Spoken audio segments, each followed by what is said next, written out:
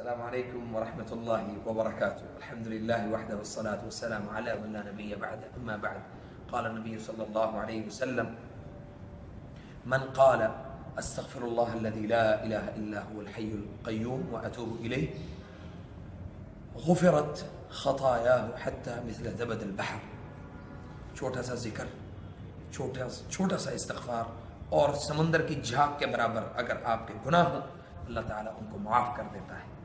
تو اللہ تعالیٰ ان گناہوں سے، اللہ تعالیٰ سے ان گناہوں کے استغفار کے لیے لازم ہے کہ آپ یہ والی دعا جو میں ابھی دوبارہ دہراتا ہوں: استغفر اللہ الذی لا الہ الا هو الحی القیوم واتوب الیہ، اس کو کثرت سے اپنی زندگی کا معمول بنائیں.